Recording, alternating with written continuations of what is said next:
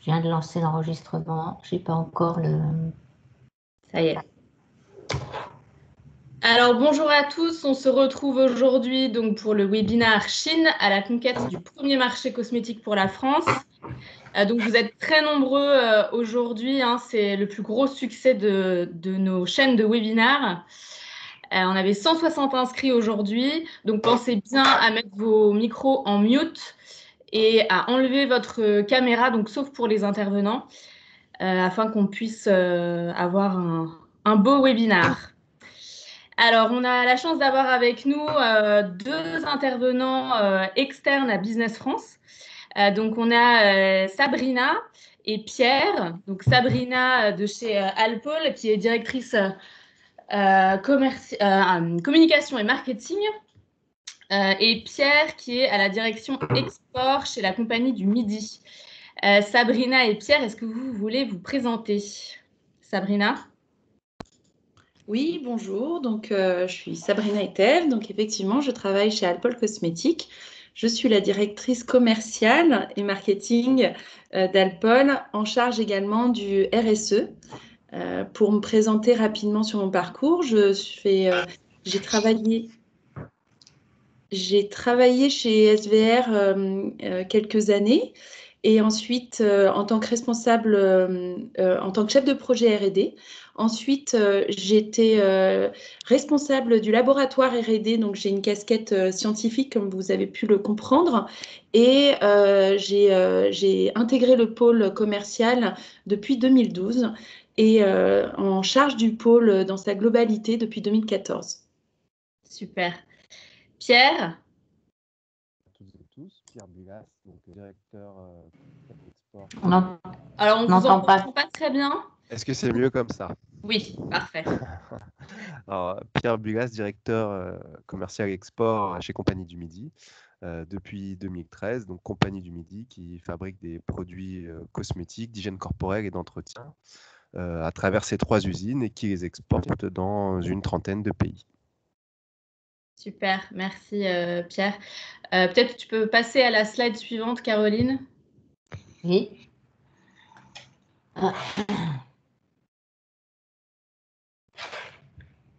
Voilà, donc on a avec nous aussi Mélanie Godin qui va nous parler de l'accès marché Chine-Hong Kong. Mélanie, est-ce que tu veux te présenter un petit peu? Oui, bonjour à tous. Mélanie Godin. Donc, effectivement, je dirige toute l'équipe qu'on appelle Art de Vivre Santé, mais qui couvre la cosmétique pour toute la Chine. Je suis moi-même basée à Hong Kong où je dirige le bureau, mais j'ai des équipes dans 6 bureaux en Chine, Pékin, Shanghai, Chengdu, Wuhan, Guangzhou, enfin Canton, pardon, et Shenzhen. Super. Merci à tous. Alors, on va avoir un premier échange pour que ce soit plus dynamique. Donc, on va passer d'un intervenant à l'autre en parlant du marché et des différentes expériences de chacun. À la fin, on aura un petit temps questions-réponses. Donc, n'hésitez pas à poser vos questions dans le chat.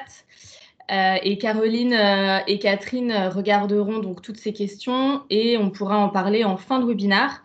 Si on n'a pas le temps de traiter votre question, ne vous inquiétez pas, on la traitera par mail, on vous répondra a posteriori. Voilà. Alors Mélanie, la Chine est aujourd'hui le marché de référence. Quand on parle de relance du secteur des cosmétiques dans le monde, c'est la Chine. Alors, il y a l'arrêt des tests sur les animaux qui a été demandé précédemment et qui ouvre une nouvelle voie pour les entreprises. Elle positionne le marché à la seconde place sur le plan mondial. Il reste le premier marché mondial donc, de l'export des cosmétiques françaises. Donc, toutes ces informations nous donnent envie de choisir la Chine comme marché. Donc Mélanie, est-ce que tu peux nous donner un peu plus d'éléments qui attesteraient que c'est le moment de se lancer dans la conquête de la terre du milieu? Donc effectivement, aujourd'hui, on dit encore que c'est le second marché mondial, mais en fait, si on regarde, ça dépend quand on parle dans chiffre d'affaires ou en volume, mais étant donné que c'est un marché qui croît quasiment de 10% chaque année depuis presque 10 ans aujourd'hui, il est évident que la Chine va devenir le premier marché mondial très rapidement. Et effectivement, L'année dernière, qui a été une année de crise pour chacun, la Chine a redémarré beaucoup plus rapidement et les exportations françaises de cosmétiques ont une augmentation de 20%, ce qui est quand même très notable quand on connaît les chiffres globaux sur le reste du monde. Et puis effectivement, cette dernière nouvelle sur l'arrêt des tests sur animaux va ouvrir la voie de très nombreuses marques dites organiques, on va dire, ou naturelles, internationales. Donc c'est vraiment le moment de venir.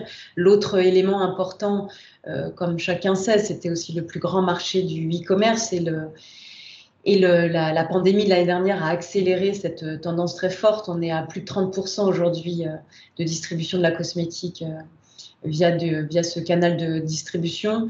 Et certains analystes tablent même sur un possible rattrapage quasiment à équilibre, ce qui serait assez historique dans la distribution mondiale. Donc un rattrapage quasiment à 50-50 entre le off et online d'ici la fin de l'année en Chine. Donc on verra bien, mais en tous les cas, même si c'est un accès qui reste malgré tout onéreux, c'est quand même une voie un peu plus rapide de développer le marché qu'un développement en offline. Et donc, ça milite également pour s'intéresser tout particulièrement à ce marché. Et puis pour finir, c'est un marché de 400 millions de consommateurs de la cosmétique. 70% des marques les plus performantes sont encore internationales. Ça veut dire que c'est quand même si on voit de plus en plus une croissance très forte de la cosmétique locale, c'est encore un marché qui est quand même très, très ouvert aux cosmétiques internationales. Alors, tu m'avais aussi demandé un peu pourquoi s'implanter. Alors, on pourrait continuer à regarder ce marché et le traiter à partir de France, mais déjà, c'était compliqué avant et je dirais que c'est de plus en plus compliqué. La fermeture des frontières a fait qu'il y a une augmentation très, très forte de la consommation en local. Et ça, cette tendance, je pense qu'elle va se maintenir, même quand les frontières rouvriront. Ça veut dire qu'il faut avoir une proximité de plus en plus serrée avec son réseau de distribution, que ce soit en off ou online, avoir une vision assez nette sur le niveau des prix, sur la qualité des points de vente, sur son image de marque. Vous savez très bien que la Chine, c'est le pays des réseaux sociaux, donc on le sait aussi qu'il faut investir de manière très nette sur ces réseaux-là. À la fois en termes de visibilité, mais d'acquisition de nouveaux clients, d'expérience consommateur. Et ça veut dire aussi très rapidement qu'il faut ouvrir des comptes de réseaux sociaux, il faut ouvrir sa boutique en e-commerce, et tout ça va vite. Vous allez voir très vite aussi se poser la question sur la propriété en fait de tous ces comptes. Et donc sans une implantation locale, il y a des problématiques qui vont arriver. Où vous serez confrontés, y compris sur la propriété des datas, le e-commerce ou les réseaux sociaux. Pourquoi c'est si important en Chine? C'est que ça vous permet en fait d'avoir des outils de CRM et de data sur vos clients extrêmement importantes pour après effectivement avoir des campagnes de marketing très ciblées. Et si vous n'êtes pas propriétaire de vos comptes dans les réseaux sociaux ou pas propriétaire de vos boutiques online, c'est pas vous qui avez une gestion la plus enfin, c'est pas vous qui êtes détenteur également de la propriété de la data. Donc tout ça fait que ça accélère et la problématique d'une implantation locale. Et de même, il est également extrêmement important. Alors, déposer votre marque, ça chacun le sait, mais très vite, vous allez voir aussi que si vous voulez avoir une stratégie à long terme sur la Chine, il faut aussi d'une certaine manière siniser sa stratégie, sa présence. Ça veut dire avoir une translittération de sa marque en chinois, comprendre les codes du marketing. On parle beaucoup du marketing dit émotionnel, des concepts de désirabilité en Chine. C'est extrêmement fort parce qu'on en parlera un petit peu avant. Ce qui est en train de créer la Chine, c'est un écosystème digital entièrement concentré sur les désirata du consommateur. Et pour pouvoir y répondre au mieux, il faut comprendre de manière très détaillée aujourd'hui les attentes du consommateur chinois. Merci Mélanie. Alors donc justement, on a vu pourquoi s'implanter. Allô? Oui? Vous Oui. m'entendez? Ok. Oui. Très bien. On a vu comment s'implanter, enfin pourquoi s'implanter. Sabrina, vous, comment est-ce que vous vous êtes implantée dans le pays? Est-ce que vous travaillez avec des partenaires sur place? Et puis, alors, vous pouvez en profiter aussi pour nous présenter votre entreprise. Merci Camille. Alpol Cosmétique, déjà, effectivement, c'est du secteur B2B, puisque nous sommes façonniers cosmétiques. Nous faisons partie du groupe De Vavrin Cosmétiques. Et Alpol Cosmétique,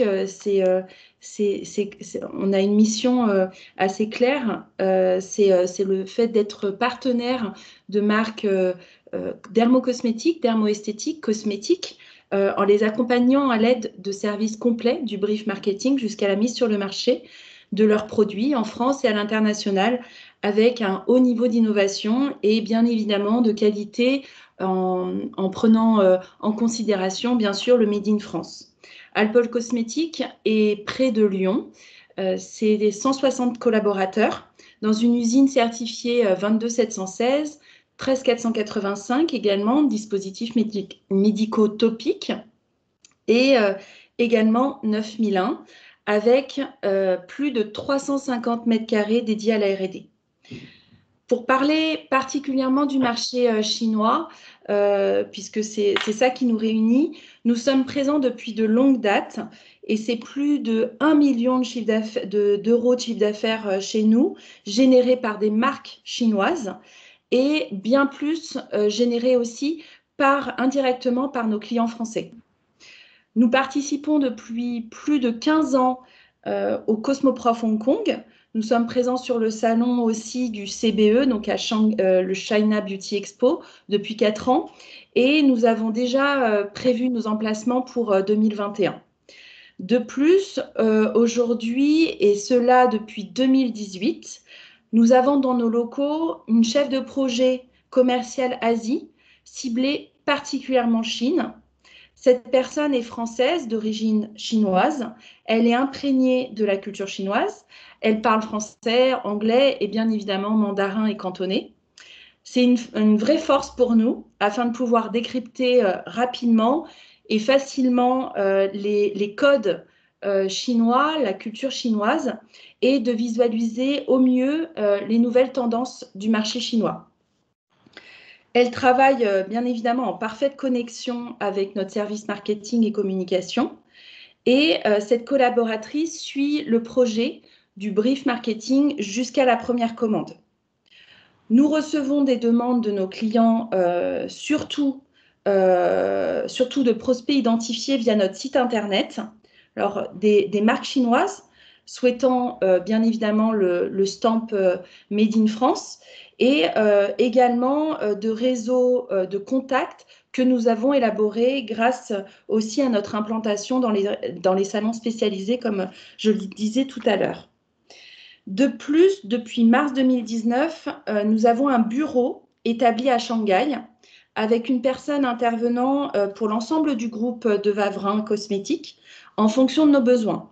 Nous pouvons la faire intervenir lors de situations complexes avec nos clients.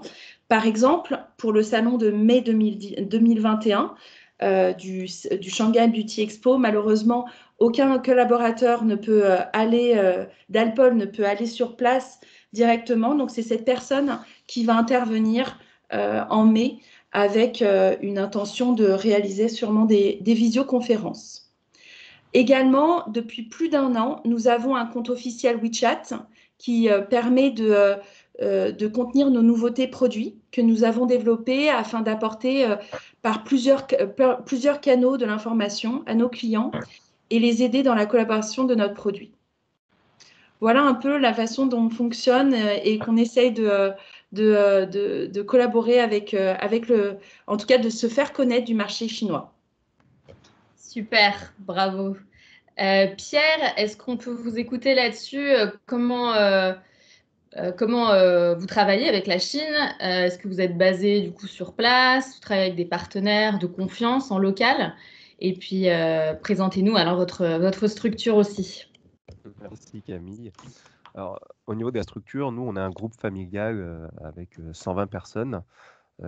Et dans ces 120 personnes, on a la grande majorité qui travaille sur les sites de production, donc à Carrosse, dans les Alpes-Maritimes, à Marseille, dans la Savonnerie du Midi, et à Gonvic, à côté de Dijon. On fabrique des produits qui vont de la détergence liquide, principalement éco-certifiés, et de l'hygiène corporelle et de la cosmétique. On ne fait pas de dermocosmétique pure, donc on reste sur la partie cosmétique, principalement sur des produits d'hygiène corporelle qui vont aller du gel douche au savon liquide et au shampoing.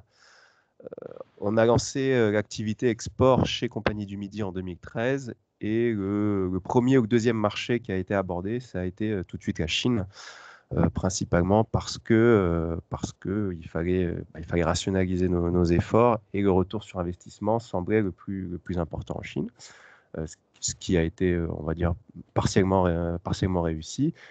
On a une dizaine de marques propres et on fait 20% de notre chiffre en sous-traitance, sachant que l'Asie représente à peu près 70 à 80% du chiffre d'affaires export.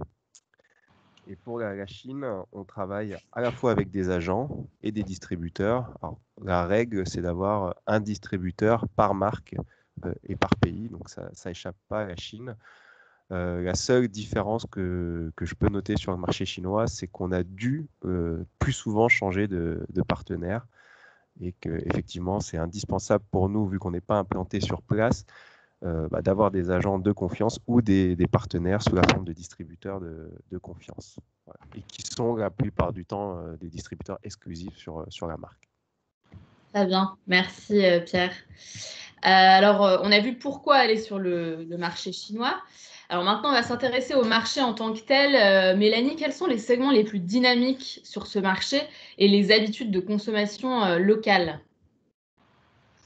Alors, la première chose qu'il faut noter, qui est peut-être une spécificité de la Chine, c'est que ce sont des consommateurs très jeunes en fait. Sur ceux qui consomment le plus globalement en Chine, 60% d'entre eux sont ce qu'on appelle des millennials ou de la génération Z, et qui développent des nouveaux comportements d'achat. Les 20-35 ans aujourd'hui sont prêts à payer plus cher pour des produits de qualité, ils seront plus enclins à dépenser pour des produits de niche que les plus de 40 ans. Et donc, la part des budgets consacrés à l'apparence physique a fortement augmenté en Chine. Et aujourd'hui, les études montrent que c'est le troisième poste de dépense prioritaire, à part le logement et l'alimentation. Donc, c'est vraiment une tendance très forte. Les millennials disposent de revenus qui sont beaucoup plus élevés, plus jeunes et plus élevés que leurs parents. Et ils ont une appétence assez forte, on va dire, pour des produits qui sortent des grandes marques déjà implantées. C'est une indication toujours intéressante pour les PME françaises qui ont des notoriétés pas encore complètement développées sur le marché chinois. Un chiffre qui à chaque fois interpelle sur ces consommateurs, 80% d'entre eux ont commencé à acheter leurs propres produits de soins de la peau avant l'âge de 20 ans. Donc, ça vous laisse imaginer la taille du marché, vu que ces mêmes millennials continueront à grandir. Alors, après, si on vient dans le détail de la composition vraiment du marché, il y a encore une très grosse partie qui est 51% du marché est encore lié aux soins les soins personnels se concentrent sur les soins de la peau, bien sûr. On a près de 12% qui sont sur les soins capillaires, à peu près 12% aussi sur le maquillage, même si ça, c'est un segment qui augmente, qui est en très forte croissance. 5% sur la cosmétique pour enfants et bébés, et on va dire 5% pour l'hygiène du corps. À noter effectivement également une croissance de plus de 20% depuis à peu près fin 2018, et 2019, on a vraiment vu là, un élan pour les parfums. Alors bien sûr, le marché était très petit au démarrage, puisque ça représente, en 2018, ça représentait encore que 2% du chiffre d'affaires total du marché, mais quand même, les croissances sont très fortes, et on note l'émergence d'un intérêt pour notamment les parfums de niche, les parfums personnalisés de plus en plus fortes. Un chiffre, Tmall Global, a montré que le chiffre d'affaires des parfums de niche importés avait augmenté de plus de 100% au cours des 6 premiers mois de l'année 2020. Donc ça, c'est une indication importante. L'autre segment qui progresse également très rapidement, c'est la cosmétique pour hommes. C'est un marché qui a atteint plus de 250 millions d'euros en 2019. C'est un marché qui est forcément tiré fortement de fait par les produits de soins pour la peau, c'est à peu près 73% du marché, mais le maquillage représente plus de 17%. Donc c'est également peut-être une donnée un peu spécifique à l'Asie et à la Chine. Alors, lors d'un achat de soins pour la peau, les études montrent que les consommateurs regardent en premier lieu les propriétés du produit. Ils sont de plus en plus vigilants en fait effectivement sur les parties ingrédients. Le prix, malgré tout, ça reste encore une donnée importante. Vous savez, notamment, à chaque fois vous entendez parler des ventes importantes sur l'e-commerce à certaines dates. En fait, ces grandes dates, le 11/11 par exemple, correspondent à chaque fois quand même à des moments de promotion importantes. Donc quand même, la notion de prix a encore un levier dans la décision d'achat qui compte. Ils regardent aussi la notoriété et la réputation de la marque, forcément. Il y a donc une attention aussi donc, de plus en plus forte qui est portée à la formulation des produits et aux ingrédients, notamment bio et naturels. Et puis tout ce qui est notion sur la réduction de l'impact sur l'environnement. On note aussi une appétence de plus en plus forte sur des offres qui emploient des composants dits high-tech, qui mettent en avant des soins performants ou des soins personnalisés à domicile, par exemple, avec des petits appareils domestiques. Autre tendance aussi, les jeunes Chinois sont quand même aussi de plus en plus prêts à donner une chance aux cosmétiques dits domestiques.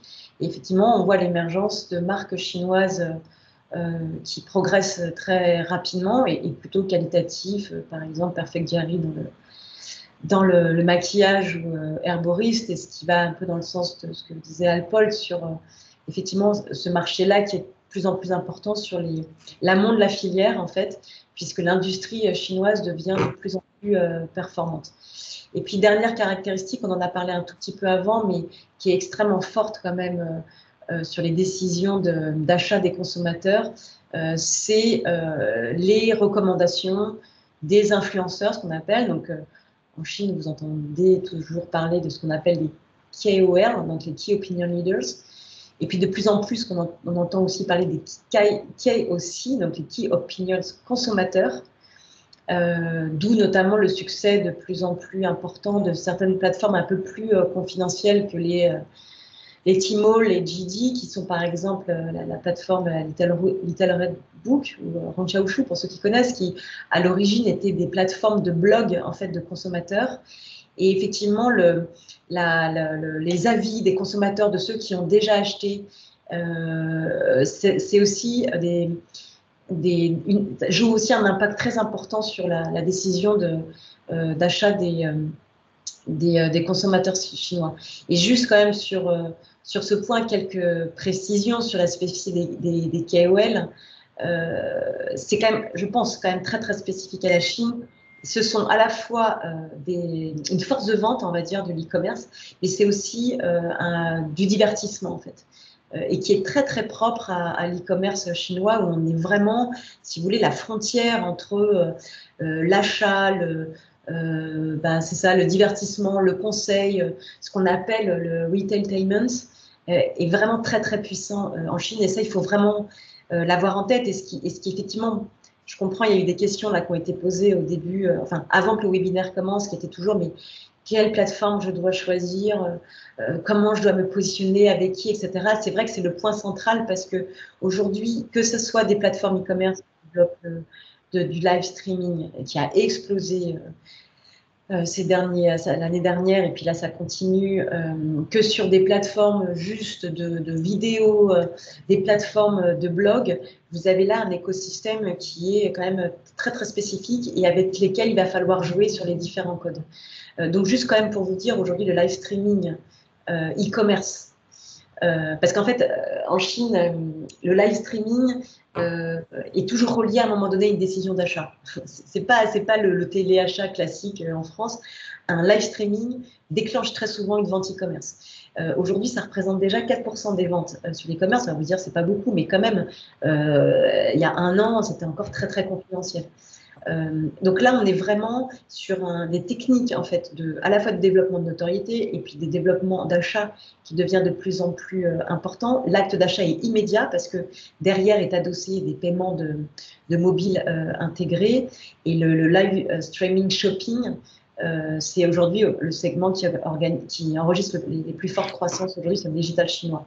Et juste pour vous redonner 2 chiffres, pour que vous compreniez un peu le poids en fait de ces acteurs, des KOL. Si on prend par exemple Via, qui est l'influenceuse, enfin, la KOL la plus renommée en Chine, elle a été suivie par exemple par 80 millions de consommateurs au dernier 11/11, ou encore Li Jiaqi, je ne sais pas si certains le connaissent, qui est un garçon et qui est le roi du rouge à lèvres, qui lui a vendu plus de 15 000 bâtonnets de rouge à lèvres en 15 minutes également aux dernières fêtes de promotion. Et lui, il compte par exemple 40 millions d'abonnés sur le Douyin, qui est le TikTok chinois.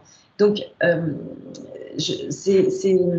bon, il faudrait du temps hein, pour développer tout ça, mais il faut aussi que vous l'ayez un peu en tête quand vos distributeurs, par exemple, vous disent qu'il faut absolument qu'on travaille avec ce petit KOL, que vous soyez présent sur Bilibili.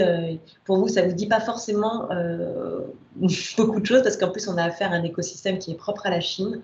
Il ne faut pas non plus faire complètement n'importe quoi, parce que on a vu quand même parfois des écueils assez importants de marques étrangères qui se sont d'ailleurs tout de suite lancées sans bien réfléchir sur quelle plateforme elles allaient communiquer, avec qui, avec quoi, mais en tous les cas, c'est une donnée aujourd'hui qui va être inhérente à votre développement de votre notoriété et avec lequel votre distributeur va en permanence vous challenger quand même. Merci Mélanie. Donc on va rester justement sur la distribution. Tu nous parlais de ce qu'attendaient les distributeurs. Alors quels sont les principaux canaux de distribution retail professionnels sur le marché, Mélanie? Ah oui, alors donc je l'ai déjà dit, hein, le e-commerce aujourd'hui est incontournable, surtout pour la cosmétique. C'est plus de 32% aujourd'hui, la vente cosmétique globale qui se fait sur le e-commerce. C'est 38% pour les produits de maquillage aussi qui sont réalisés par le e-commerce.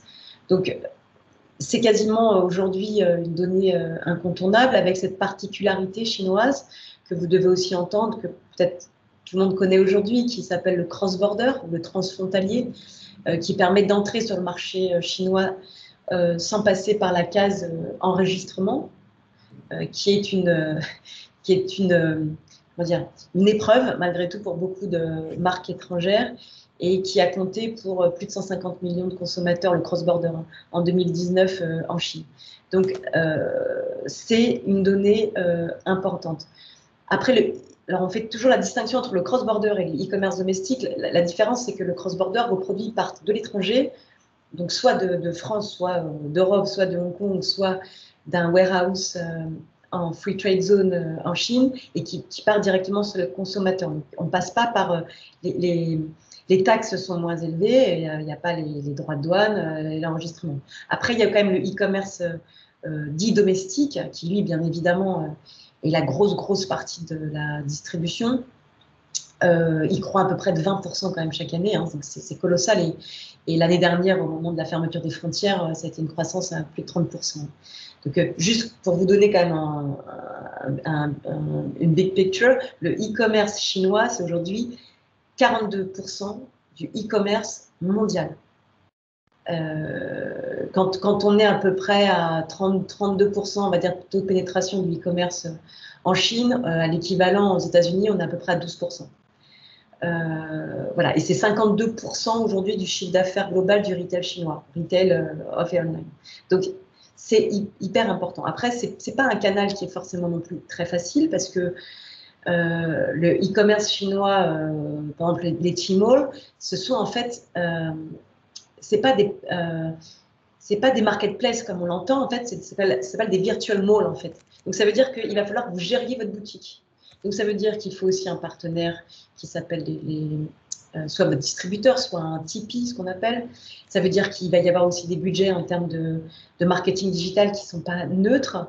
Il y a des fees qui sont appliquées par ces plateformes. Il faut ouvrir des boutiques. Donc, quand on cumule tout ça, aujourd'hui, c'est quand même des investissements qui sont non négligeables et qui parfois sont assez proches finalement de visibilité en retail offline, en boutique. Mais voilà, aujourd'hui, quand on parle de canaux de distribution pour la cosmétique, c'est aujourd'hui incontournable. Et là-dessus, il va falloir que vous fassiez le tri entre les plus gros players comme les Tmall jusqu'aux plus petits comme Hongqiaoshu, enfin la plateforme RED. À vous un peu de voir quels sont aussi vos moyens, la notoriété qu'il faut d'abord que vous acquériez sur le marché peut-être avant de vous lancer sur les plus grosses plateformes. Et voilà, ça c'est le canal en tous les cas le plus important en termes de volume. Après, la présence dite en offline, elle reste quand même importante. Bon, c'est encore 20% quand même de part de marché en 2019. Je ne vous donne pas trop les chiffres 2020, d'abord parce qu'on ne les a pas tous, et puis ça a été une année tellement un peu bousculée que parfois les chiffres... voilà, mais en tous les cas, en 2019, c'était encore 20% pour la vente de cosmétiques, je parle. Et vous avez des chaînes spécialisées de type parapharmacie, par exemple, qui représentent 18% du marché et qui continuent quand même à jouer un rôle important dans la notoriété des marques et notamment aussi pour permettre aux consommateurs de tester les produits. En Chine, alors encore beaucoup quand même d'achats sur le e-commerce se font après avoir testé des produits en magasin. Donc, ça, c'est un canal qu'il ne faut pas négliger dès lors que vous avez une stratégie quand même de long terme sur la Chine. Vous ne pourrez pas n'avoir qu'une stratégie sur le e-commerce. Donc, et donc, dans ces deux cas, très vite, il va falloir chercher un partenaire local ou effectivement avoir une implantation locale, mais en tous les cas, avoir une présence et puis se développer, puis développer des réseaux de distributeurs. La grosse complexité, c'est effectivement après de jouer entre le offline et le online avec des partenaires qui ne sont pas menés de nature. C'est extrêmement compliqué de trouver des partenaires qui savent développer les deux canaux de distribution aussi bien. Donc voilà, il y a on peut vous y aider, mais il y a des vraies réflexions aujourd'hui qui sont menées avec des contrats tripartites sur des distributeurs offline, sur des partenaires e-commerce et comment à un moment donné on fait que les deux réseaux se jouent en win-win. Et donc voilà, il faut. Ma conclusion de ça, c'est que la Chine, c'est le marché de distribution omnicanal, enfin omnichannel comme on dit, je pense le plus abouti aujourd'hui dans le monde. Et la clé du succès, ça sera pour vous d'arriver à jouer quand même sur les deux canaux. Merci Mélanie. Alors, on va creuser un peu le sujet avec nos entreprises. Sabrina, qu'est-ce que vous pensez de tout ce qu'on vient d'entendre là? Pourquoi est-ce que vous vous intéressez au marché chinois? Et donc, qu'est-ce que vous pensez de ce marché? Alors, déjà, merci beaucoup Mélanie. Moi, j'ai noté pas mal de chiffres et merci pour ces informations, ce partage. Je suis complètement d'accord avec vous, Mélanie. Nous, on a une particularité, c'est qu'on est en B2B, donc on n'a pas de marque propre, donc on n'est pas sur le marché du e-commerce. Néanmoins, ce que l'on voit, c'est qu'il y a une vraie volonté des Chinois d'avoir une communication par le digital, ça c'est certain, même en B2B. Et ce qui fait que nous, on s'intéresse au marché chinois, c'est clairement par le fait du Made in France. On voit que les Chinois sont toujours, malgré effectivement, on l'a pu le ressentir par le fait de la Covid, qu'il y avait une volonté d'aller vers des marques aussi un peu plus domestiques. Néanmoins, il y a une volonté aussi de rester sur de l'achat de marques françaises. et du Made in France. Donc, on a des marques chinoises qui ont ce besoin de stamper le Made in France pour notre notoriété et le fait qu'on a une réputation de luxe, de qualité, de sécurité. Donc, ça rassure aussi le consommateur chinois. Et ce qui fait aussi que on s'intéresse au marché chinois, c'est que de toute façon, c'est un volume énorme et clairement, même si on ne prenait qu'une petite part de ce marché, on générerait encore un chiffre d'affaires très important par rapport à une saturation du marché français des marques françaises. Donc, c'est pour tout ça. Néanmoins, une vigilance par rapport à ce marché, c'est quand même la réglementation. Alors, je vous rejoins sur le fait qu'il y a une souplesse par rapport aux tests sur animaux. Donc ça, c'est vraiment pour nous une satisfaction que nos différentes institutions puissent se battre pour justement limiter ces tests sur animaux sous certaines conditions quand même. Par contre, de manière générale, la réglementation pour tous les pays, la réglementation chinoise, elle est quand même assez drastique et on le voit là encore récemment, il y a une mise en place de tests bactériologiques très spécifiques pour la Chine qu'on ne fait pas du tout en Europe. Donc à nous de nous adapter et c'est pas toujours évident et ça change très très régulièrement. Donc voilà, donc on a un vrai intérêt d'aller sur ce marché, mais avec une connaissance tout de même technique, réglementaire et aussi une connaissance sur la formulation, puisque les Chinois sont très friands des nouvelles textures, des innovations. Donc ça, c'est aussi c'est sur ce canal-là que l'on va pour montrer une différenciation par rapport aux autres marques chinoises. Merci Sabrina. Donc un gros potentiel pour ce marché, mais bien se préparer avant d'y aller. Et alors vous, Pierre, qu'est-ce que vous en pensez? Quel était votre intérêt d'aller en Chine? Comment est-ce que vous pouvez nous décrire ce marché? Alors, je ne le décrirai pas mieux que Mélanie parce que je trouve que la description a été très bonne. Et nous, c'est exactement ce qui nous arrive et ce qui nous est arrivé. Donc, en 2013, on y est allé parce que c'est là où on pouvait croître le plus vite. Et il y avait une appétence du marché chinois pour les marques françaises. Donc, il y avait une certaine facilité. Vous étiez français, vous étiez producteur, vous aviez une marque qui était plus ou moins attrayante, et il y avait une certaine facilité. Aujourd'hui, le marché a changé. On ne va pas dire qu'il est saturé, mais il y a un bon nombre de marques françaises ou en tout cas qui ont l'air françaises sur le marché chinois. Et c'est beaucoup plus dur d'exister et d'être visible. Et notamment sur la partie e-commerce, et là je rejoins tout à fait ce qui a été dit. Ça a explosé et c'est de plus en plus cher et de plus en plus dur d'être visible. Donc, en budget marketing, aujourd'hui, nous, PME, seuls, on ne pourrait pas être visible sur les plateformes de e-commerce et on a besoin de s'adosser à des partenaires pour justement financer cette partie marketing. Là où on va dire c'est un peu plus... Alors, le terme facile est pas le bon, hein, parce qu'on a changé maintes fois de distributeur. En réseau physique, en réseau traditionnel, où là, on arrive encore à tirer notre épingle du jeu sur, on va dire, sur un réseau qu'on maîtrise mieux, qui est plus proche de ce qu'on connaît. Et encore, hein, il y a quand même des particularités qui ont été énoncées, à la fois sur la typologie de produits et ce qui est attendu des consommateurs et des consommatrices chinois.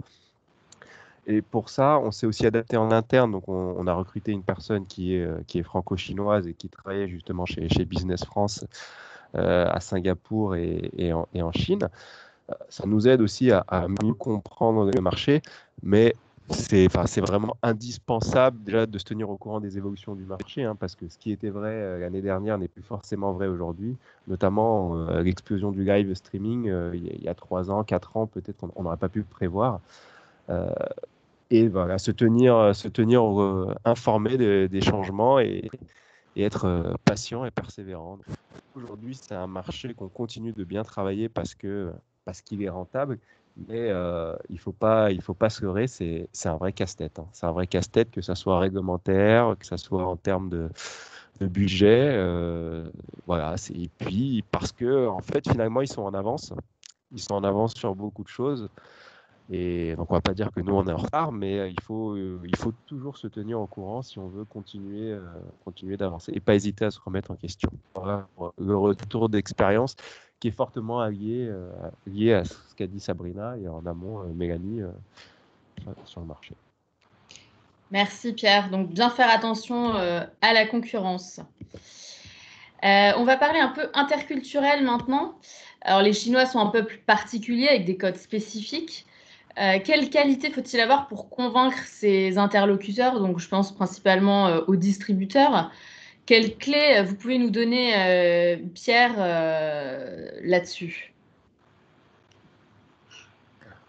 Alors, c'est pareil, c'est des clés, c'est plus des retours d'expérience parce que je peux parler que de ce que je connais. Et, on a connu beaucoup d'échecs en Chine, comme sur d'autres marchés.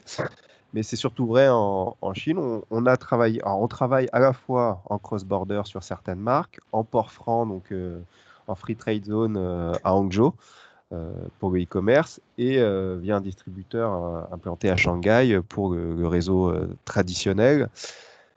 Et on a changé plusieurs fois. Alors, des fois, c'est de notre fait parce que nos produits n'étaient pas adaptés, on a été un peu trop lent à réagir et que petit à petit, les ventes se sont essoufflées. Et d'autres fois, parce qu'il peut y avoir des changements de direction drastiques chez nos partenaires, en particulier quand c'est sur des gros groupes. Et vous avez toute une direction, tout un service qui peut changer. Et les nouvelles personnes qui les remplacent n'ont pas forcément envie de travailler avec vous ou ont d'autres attentes. Et donc là, il faut tout de suite se remettre en question, changer, c'est-à-dire recontractualiser avec une autre société, sortir du contrat précédent. Et d'où l'importance des dépôts de marque en amont pour être sûr qu'ils vous appartiennent bien, pour pouvoir alors, la marque en français, mais également la marque en mandarin, hein. Il faut être possesseur des deux pour pouvoir tout de suite retomber sur ses pieds et repartir sur une autre distribution. Et dans le cas contraire, alors nous, on a eu de la chance, ça ne nous est jamais arrivé, mais on connaît pas mal de partenaires ou d'autres sociétés. Ils étaient propriétaires de la marque, on va dire la marque française, mais pas de la marque en mandarin. Ils ont du choix changer de marque en mandarin. En termes de marketing, c'est hyper compliqué et c'est cher. Ou soit ils ont dû racheter la marque à leur ancien partenaire, ce qui est également très cher et ça fait perdre du temps. Donc, voilà. Il ne faut pas se préparer au pire, mais quand vous commencez à travailler avec un partenaire chinois, il faut déjà préparer l'éventuelle sortie, notamment en termes de marque et de distribution. Donc, très patient. Voilà, il faut être patient et prendre ses précautions. Merci Pierre. Alors Sabrina, qu'est-ce que vous pouvez nous donner comme clé de réussite? Alors, c'est vrai que c'est encore différent, hein. Encore une fois, on est dans le secteur du B2B, donc on n'a pas cette difficulté du distributeur. Mais c'est vrai que nous-mêmes, on doit s'adapter à la culture chinoise qui est très différente de la culture française. Et notre collaboratrice d'origine chinoise rassure beaucoup, nous traduit aussi les codes à avoir pour comprendre nos interlocuteurs. Elle accompagne les clients qui ont souvent un anglais aussi très hésitant. Et également, nous devons être très forts sur la réactivité, puisque, comme le disait Pierre aussi, ils ont un train d'avance quand même sur beaucoup de sujets. Et nous, de notre côté, il ne faut pas qu'on oublie qu'on n'a pas du tout les mêmes process par rapport à des besoins chinois. Donc, c'est vrai qu'on réduit fortement certains rétro-plannings, contrairement au rétro-planning français. Nous devons convaincre la marque que nos produits répondent parfaitement à l'attente du marché chinois. Et les Chinois, ils ont une particularité aussi, c'est qu'ils sont en avance, mais ils ont quelquefois du mal à choisir. Donc, à nous de les orienter pour faire en sorte que le choix soit quand même restreint, sachant qu'aujourd'hui, on a plus de 350 formules clés en main dans notre catalogue. Donc, à nous, on ne peut pas tout proposer lorsque une marque chinoise arrive et nous demande nos services, et on les oriente et on essaye d'échanger énormément aussi bien en digital que par téléphone. Et c'est vrai que ça, c'est primordial pour le chinois que d'avoir une interaction par le biais de WeChat. Hein. Ça se fait énormément. Voilà un peu notre façon de travailler aussi avec cette culture très différente. Merci Sabrina. Alors, on a esquivé le sujet jusqu'à maintenant, mais il faut quand même parler du Covid. Alors, c'est un sujet pour un certain nombre d'entreprises, ça l'est moins pour d'autres, puisqu'il est vu comme une opportunité. Comment et à quel point avez-vous été affecté par la crise, Pierre? Alors, d'une manière générale, bon, je pense qu'on a été affecté comme tout le monde, hein. En particulier, nous, c'est maintenant surtout qu'en interne, on est très touché par des cas Covid. Après, au niveau activité, on a anticipé, on n'a jamais arrêté de produire. Donc déjà, c'est le point positif. On est toujours en croissance malgré le Covid parce qu'on est réparti sur plusieurs types de réseaux et sur tous les pays. Enfin, on a une trentaine de pays, donc ce qui nous permet de maintenir notre activité. Par contre, effectivement, on a déjà de la chance parce qu'on fait aussi des produits détergents et des produits d'hygiène corporelle qui ont été beaucoup moins touchés en termes de demande, hein. Au contraire, il y a une période où ils ont été très demandés. Et là où on commence aujourd'hui, après un peu plus d'1 an à le sentir, c'est surtout sur les salons. Parce que alors les salons en ligne, c'est bien, mais ça remplace pas du tout un Cosmoprof Hong Kong, un Beauty World Dubaï, un Cosmoprof Bologne, où là, on va aller chercher du prospect. C'est-à-dire que sur les clients actuels, on arrive à continuer de développer, à faire des visios, même si on ne peut pas faire de store check parce qu'on ne peut pas se déplacer. Donc, c'est là où on demande un peu plus d'infos de nos partenaires. Mais les salons commencent à manquer. Voilà. Bon, et Sabrina? Alors, nous, de notre côté, encore une fois, la particularité du B2B, c'est que on a eu la chance d'arriver dans une période faste au moment de la Covid. Donc, c'est vrai que le ralentissement de l'activité s'est pas fait sentir au début. Là, en fait, on subit un peu plus la crise depuis 3 mois. Ça reste encore limité, mais c'est vraiment là maintenant qu'on le voit. On a eu un ralentissement des commandes et du fait du ralentissement des ventes en France à l'international. En Chine, parce que c'est plutôt bloqué aussi en termes ça a été bloqué aussi pour certaines des marques françaises pour lesquelles on travaille. Donc c'était assez compliqué et donc c'est pour ça qu'on ressent un peu après coup ce ralentissement. Et néanmoins, on continue d'investir. Alors, Pierre le disait tout à l'heure, faut savoir aussi se remettre en question. Et c'est un peu ce qui se passe en Chine. On pense avoir les clés à un moment donné. On se dit qu'on va fonctionner comme ça. Et puis finalement, on repense un peu le business. Et là, cette période nous fait repenser un peu la façon de faire. Est-ce qu'il faudrait encore plus aller chercher des implantations directement en Chine même par le biais de collaborateurs chinois. Voilà, il y a beaucoup de questionnements en ce moment, mais je pense qu'il y a beaucoup de marques, beaucoup de sociétés qui sont dans notre situation, qui réfléchissent beaucoup à demain. Et c'est ce qui se passe un peu et on continue nos investissements. Donc, ça, c'est important. Et bien évidemment, on a hâte que les salons reprennent. Ça, c'est un sujet primordial. J'espère vraiment que Shanghai aura lieu dans de bonnes conditions, même si on n'y sera pas en direct, mais on aura notre collaboratrice de Shanghai. Et bien évidemment, Hong Kong. Là, on croise les doigts pour que ça ne soit pas remis en question. Voilà à peu près la façon dont on travaille. Merci Sabrina. Et alors Pierre, on parlait tout à l'heure des canaux de distribution. Dans le contexte actuel, quelles ont été vos priorités par rapport à cela? Alors, on a essayé justement de ne pas choisir. Il y a eu plusieurs phases. Il y a eu la phase que vous avez tous connue avec les pénuries dans les magasins, où là, par exemple, un de nos canaux de distribution, c'est la grande distribution, où là, les commandes ont explosé et il a fallu produire et essayer de répondre à la demande. Ce qui a été fait partiellement, on n'a pas pu tout livrer, déjà parce qu'il y avait une rupture de composants, notamment sur les flacons, les bouteilles, les pompes, et parce qu'on avait nos limites de production.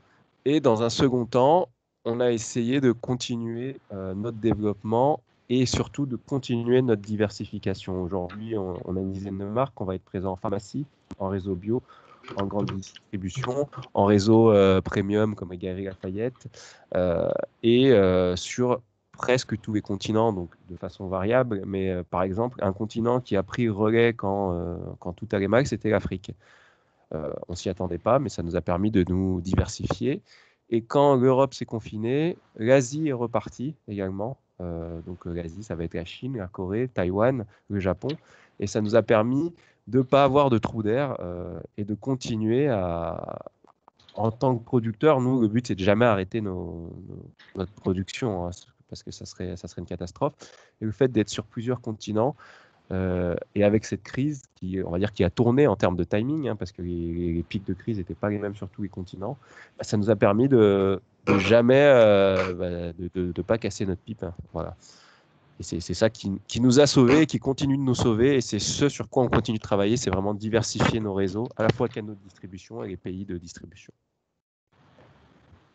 Et alors vous, Sabrina?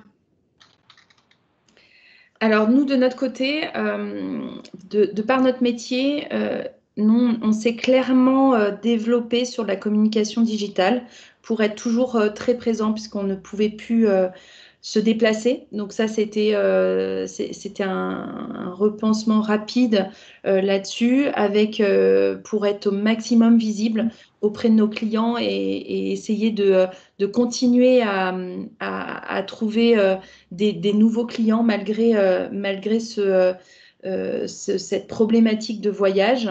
On a accéléré aussi notre visibilité sur les moteurs de recherche chinois. Donc on s'est beaucoup focalisé sur le SEO. Et en parallèle de ça, on a poursuivi nos développements de produits pour le marché chinois. Donc, par exemple, tout récemment, on a développé une gamme autour de la beauté holistique, du retour à l'essentiel, qui était aussi une de nos demandes. Et on a sorti une gamme autour de la médecine traditionnelle chinoise. Donc, c'est avec une discussion en cours avec une des sociétés du groupe qui s'appelle Nova Farm, qui fait du complément alimentaire. Et l'idée, c'est de travailler aussi sur du complément alimentaire avec cette société, en partenariat avec cette gamme. Et les textures qui ont été sorties de cette gamme ont toutes été élaborées pour répondre complètement au marché des marques chinoises, avec des touchés qui leur est propre, parce que ça, faut le dire aussi, on n'a pas du tout la même demande de texture. La peau asiatique, chinoise est très différente, le climat est très différent, et l'objectif, c'était de travailler un protocole très spécifique au marché chinois, parce qu'on a aussi un protocole souvent en soins layering qui n'est pas du tout identique au marché français. Voilà. Merci Sabrina. Alors, nos intervenants n'ont toujours pas de boule de cristal, mais on va essayer de parler de prédictions pour l'année 2021. Pierre, vous avez participé et participé encore à Cosmoprof. Comment vous vous positionnez cette année? Quelles sont vos prédictions du coup? Et puis par rapport à Cosmoprof, quelle est votre position?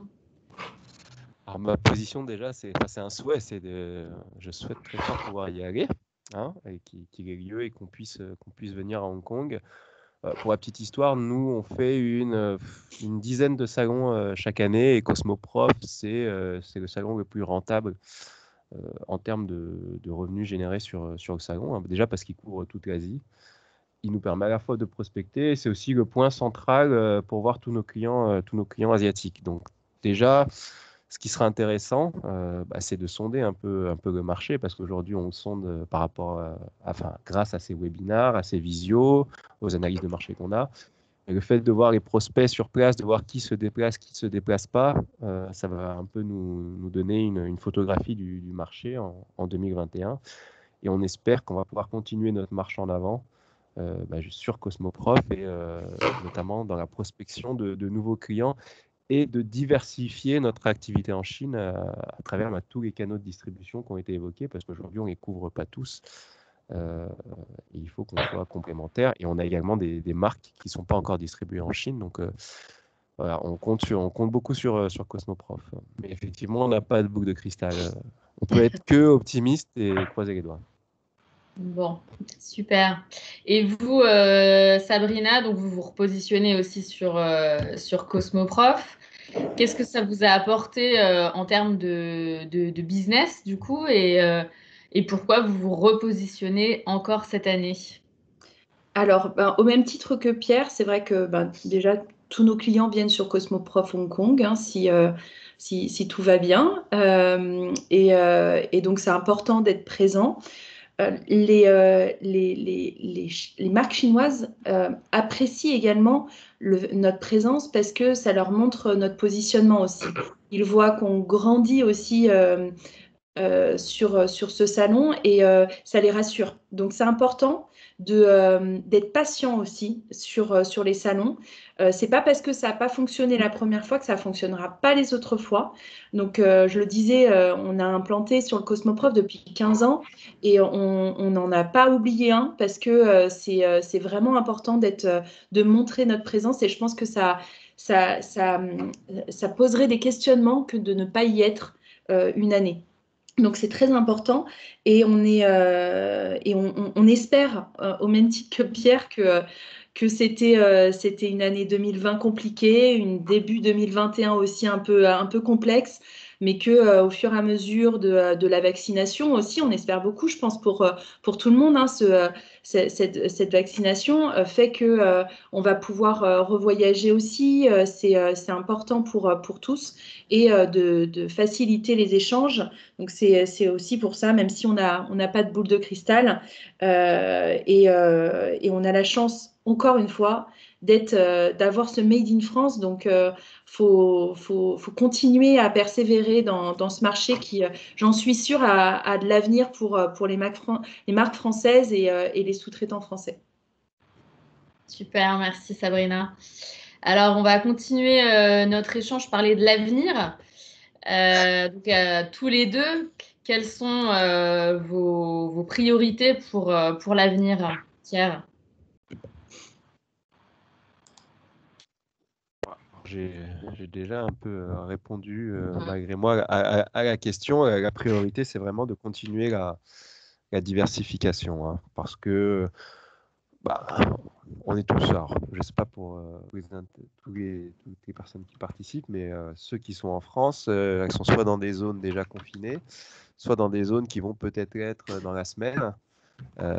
Et c'est valable aussi pour les canaux de distribution, hein, donc, le lendemain, nous, on s'est vu avec un de nos plus gros clients qui a fermé tout son parc magasin en Europe du jour au lendemain. Et aujourd'hui, qui commence seulement à les réouvrir dans certains pays.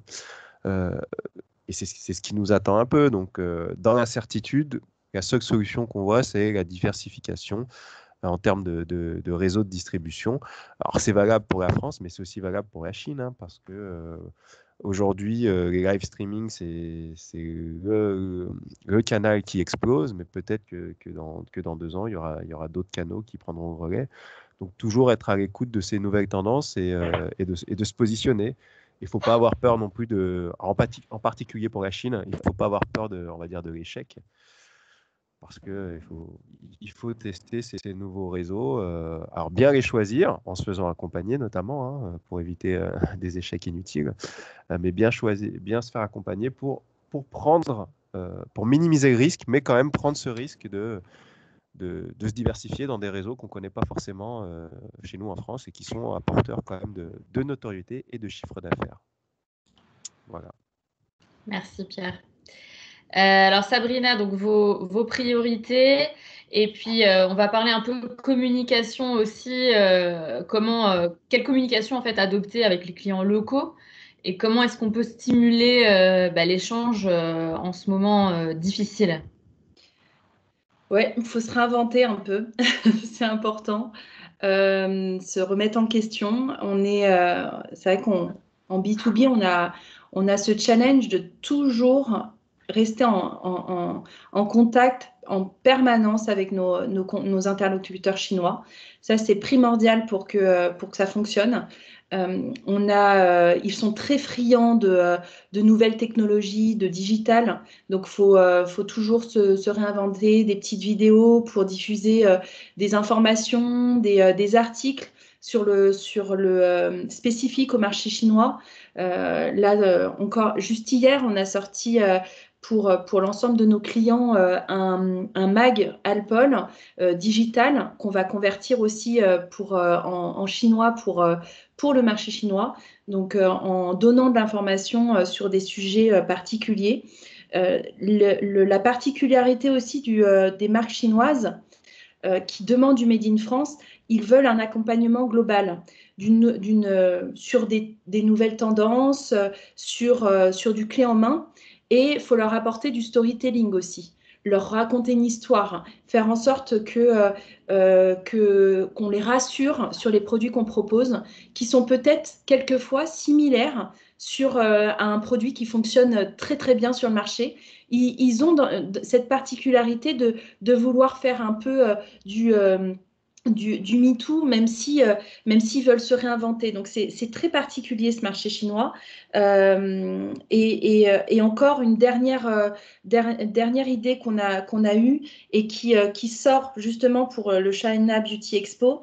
On sort un cahier de tendance établi pour nos équipes marketing autour des tendances chinoises, pour leur donner encore plus de matière à réflexion sur des produits nouveaux. Voilà.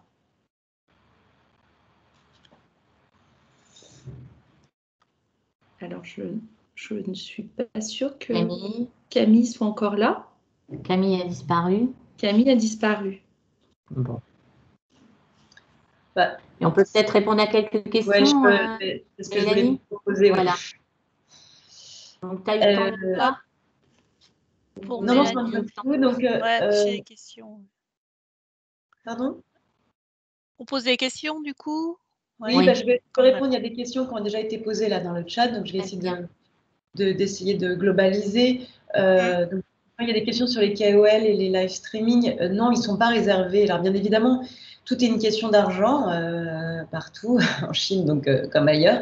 Des KOL, comme je vous ai cité tout à l'heure, sont extrêmement chers, mais il y a des KOL aujourd'hui qui sont beaucoup plus petits et également ce qu'on appelle des KOC, donc des consommateurs en fait qui se sont spécialisés sur certaines gammes de produits et qui peuvent vous accompagner sur du live streaming, et c'est pas réservé que aux grandes marques. Hein.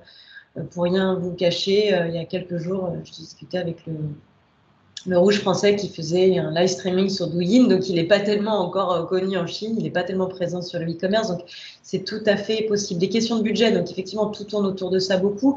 Donc sur une présence sur du e-commerce chinois, ça dépend la plateforme, ça dépend sur quelle catégorie vous êtes, mais en gros, vous avez souvent une caution à donner. Donc, elle varie, c'est très variable entre, on va dire, sur Tmall, par exemple, c'est entre 6 000 et 30 000 euros, on va dire, tout dépend du nombre de produits que vous présentez, les gammes, etc. Il y a des frais annuels. C'est pareil, ça varie sur Tmall. Hein. Je prends Tmall parce que c'est la plus connue et je ne peux pas faire toutes les plateformes, mais c'est entre 4 000 euros et on va dire 8 000 euros de frais annuels. Il y a des commissions, les plateformes prennent des commissions, donc c'est aussi très variable, ça dépend des produits, mais en gros ça varie entre 2 et 5%. Donc ça veut dire que rien que là-dessus, vous avez quasiment entre 10 et 40 000 euros de frais quasiment fixes pour ouvrir une boutique sur des très très grosses plateformes. Et derrière ça, vous avez des frais additionnels si vous avez par exemple ce qu'on appelle les Tipeee. Donc en gros, c'est des gestionnaires de votre boutique. C'est celui qui va lancer les campagnes marketing, celui qui va répondre aux problématiques des services après-vente.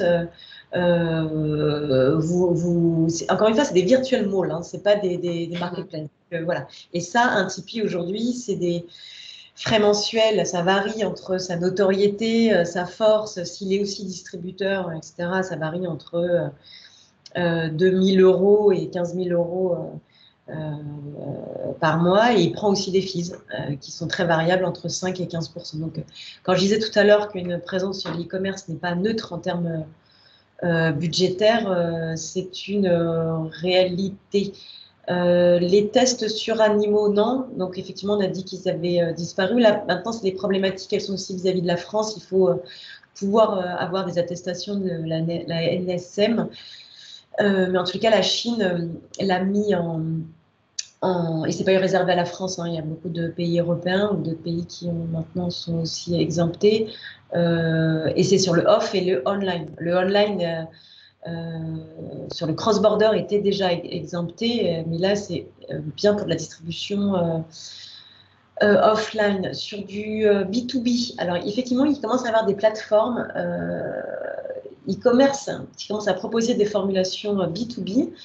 C'est le cas de Tmall, par exemple, qui propose de faire du B2B. Jingdong, ils ne sont pas encore très au fait. Et je vous annonce aussi qu'on va ouvrir une plateforme un pavillon France, on va dire, sur une plateforme B2B qui s'appelle Pingwan, qui est là, encore une fois, un mixte d'une plateforme, d'une revue spécialisée, qui est uniquement sur du B2B à recherche de distributeurs, mais vous en saurez peut-être un peu plus tard. Mais oui, et je pense que d'ailleurs, c'est un des avenirs aussi du e-commerce. Alors, effectivement, j'ai dit que le e-commerce représentait un peu plus de 30% aujourd'hui, et puis 20% le offline. Alors, en fait, quand je dis 20%, c'est parce qu'on parle des grands magasins, parce que très souvent, on nous fait intervenir entre du e-commerce et puis les department stores, les corners, etc. Mais effectivement, c'est un abus de langage. Si vraiment vous voulez avoir la distinguo de tous les canaux,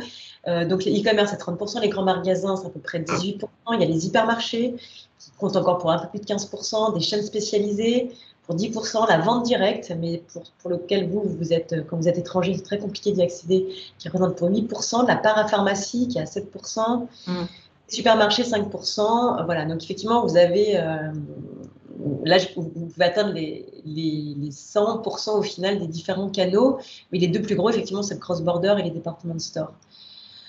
Alors, les budgets marketing, un dépôt de marque. Alors, non, le dépôt de marque, en fait, par l'INPI, il se fait c'est votre marque française et votre logo aussi, d'ailleurs.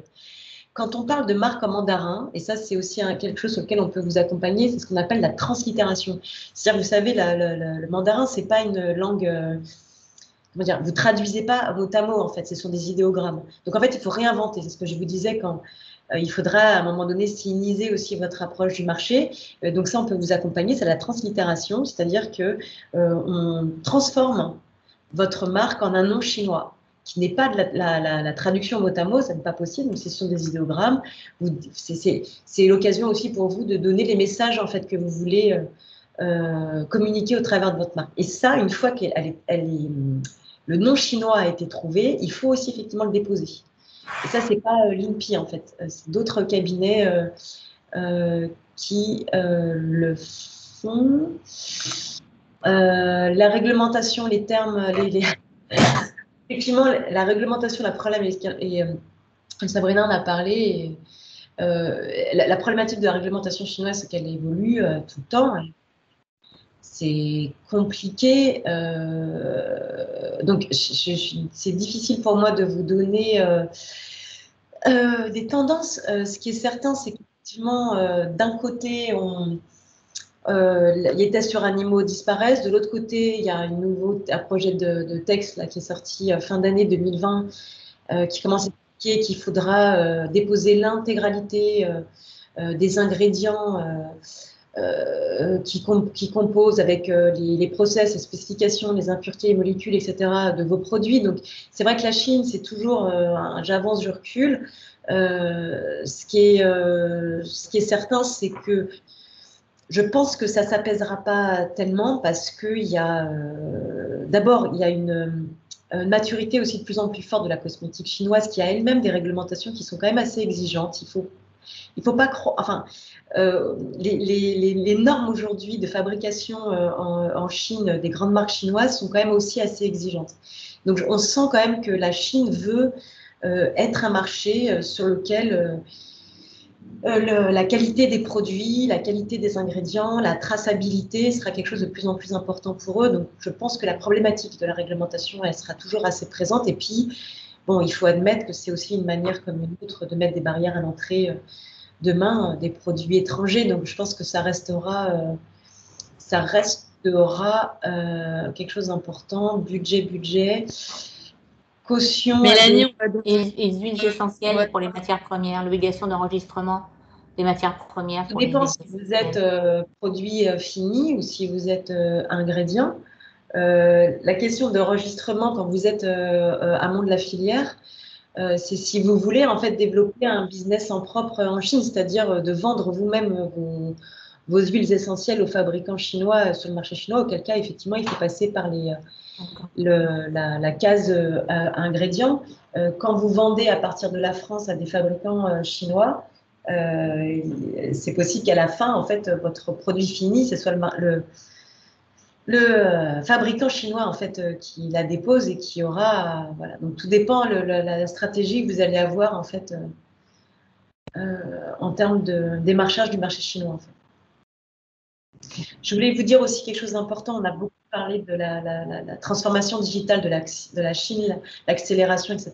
Juste pour vous dire que Business France, on peut aussi vous aider un tout petit peu là-dessus parce que c'est extrêmement compliqué de développer, d'être présent sur tous les réseaux sociaux, d'avoir son propre WeChat quand en plus vous n'êtes pas présent localement. Juste quand même pour vous indiquer qu'on a développé depuis 8 mois un WeChat qui s'appelle un WeChat So French, donc qui est porté par Business France, sur lequel on crée en fait des pages de marques françaises qui vous permettent d'avoir quand même de la visibilité sur le réseau social WeChat en Chine, ce qui n'empêche pas effectivement après, dans une stratégie de long terme pour vous et quand vous commencerez à être très visible, d'ouvrir votre propre WeChat. En tout cas, c'est une manière comme une autre d'accéder au réseau digital chinois et on peut aussi vous aider sur ce point.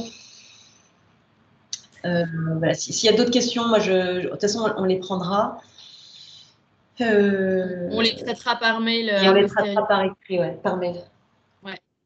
Bon, désolé, gros problème de réseau, mais c'est très bien, vous avez enchaîné sur la question. Du coup, on va clôturer en vous présentant nos derniers événements qu'on lance avec Caroline. Caroline, peut-être que tu peux remettre la présentation Voilà. pour ton slide. En plus, on est sur le stand d'Alpol, donc Cosmoprof Asia c'est vrai. que un grand nombre d'entre vous connaissent, donc qui a lieu cette année, donc du 17 au 19 novembre 2021. Quelques chiffres vite fait, on a 40 000 visiteurs en 2019 avec 129 nationalités. On avait 93 exposants sur le pavillon France, soit 1200 mètres carrés, ce qui était énorme.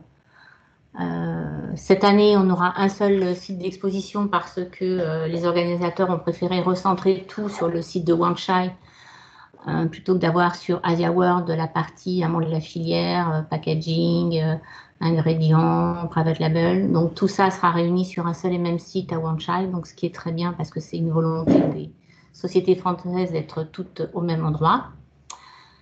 Nous allons organiser les French Cosmetics Awards aussi, donc que pour la 5e édition. Et cette fois-ci, nous les organiserons sur WeChat. Comme ça, nous pourrons créer des pages sur ce réseau social chinois.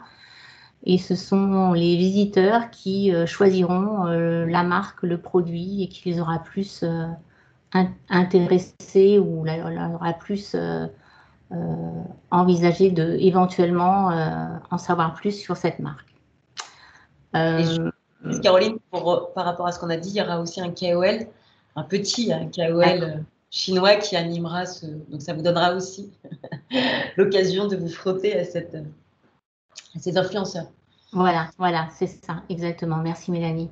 Et notre Sophie vous en parlera un peu plus tard, mais bien sûr, ce salon est éligible au chèque relance export avec certaines conditions d'éligibilité qui vous octroie 2500 € après le salon. Donc, vous avez mes coordonnées et je suis à votre disposition si vous avez des questions. Merci, je laisse la parole à Camille. Super, merci Caroline. Alors, si tu peux mettre juste voilà, le slide. Donc, en effet, Dorothée, qui posait la question dans le chat, on organise avec Mélanie donc le French Beauty Booster Chine. Donc, c'est un programme pour les entreprises très innovantes en termes d'ingrédients, de produits finis, en beauty tech aussi. Donc, ce programme coûte 4 000 €. Il est éligible évidemment au chèque relance export dont vous parlera Sophie juste après. J'espère qu'elle est encore avec nous.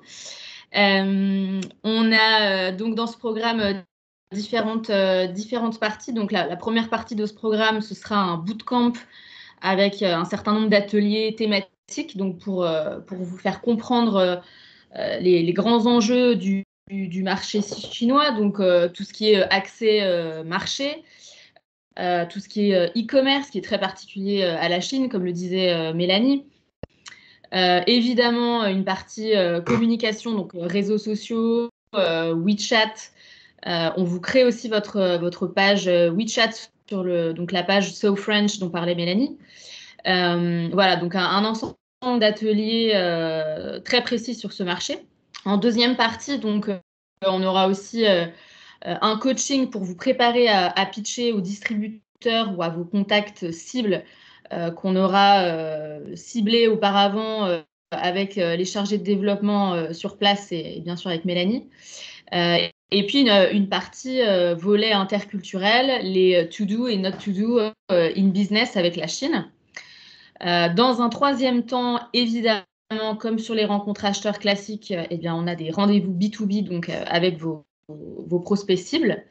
Et en dernière partie, et donc là uniquement si vous êtes sélectionné pour ce challenge, donc on a signé un partenariat avec L'Oréal Chine, donc pour un concours de pitch de start-up qui s'appelle le Challenge Big Bang. Donc peut vous parler un petit peu Mélanie. Ah, pardon. Oui, donc on est partenaire effectivement avec L'Oréal China sur ce programme qui lui-même a développé un programme d'accélération sur la Chine. À la clé, il peut y avoir des développements des co-développements de projets ou même des investissements de la part de L'Oréal dans votre projet en Chine.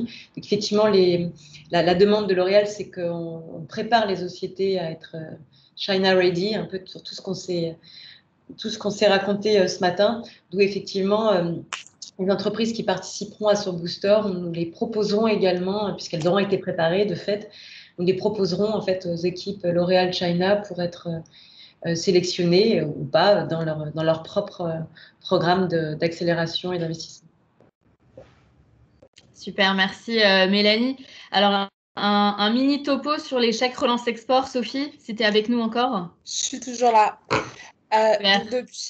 Depuis fin 2020, chaque société a le droit à 4 chèques relance export. Donc, vous pouvez en utiliser 2 pour tout ce qui est événements collectifs, donc par exemple qui sont éligibles pour le booster ou encore pour Cosmoprof. Donc, le montant est de 1 500 € pour un booster et de 2 500 € pour un salon, dans la limite de 50% du montant de la prestation. Donc, c'est un réel coup de pouce et la subvention vous est virée directement sur le compte bancaire de votre société après paiement de la facture. Donc, c'est un dossier qui est très simple à remplir. À peu près toutes les sociétés sont éligibles à ce chèque avec ou sans salarié pour une fois. Et pour en bénéficier, le mieux, c'est de vous rapprocher de votre conseiller international. Donc, moi, je m'occupe uniquement de l'Île-de-France. Si vous ne connaissez pas votre conseiller, vous pouvez me demander pour que je puisse vous mettre en relation. Je vais mettre mes coordonnées dans le chat directement. Très bien. Merci beaucoup Sophie pour ce petit topo. Merci à tous d'avoir participé à ce webinaire. Donc, vous étiez plus de 80 au tout début. On a eu un peu de perte, mais Comment? On est monté jusqu'à 106. Oh là là, incroyable. Bravo à tous. On va vous mettre... merci beaucoup hein, pour les échanges. Pas de souci. On va vous mettre Merci à tout le monde. Merci à nos intervenants. On vous met nos coordonnées avec Caroline si vous souhaitez nous contacter pour les événements. Et on vous dit à très bientôt pour un prochain webinaire. Pour l'instant, pas de date précise pour le prochain, mais on vous tient au courant sur les réseaux sociaux et sur notre newsletter. À très bientôt. Bonne journée.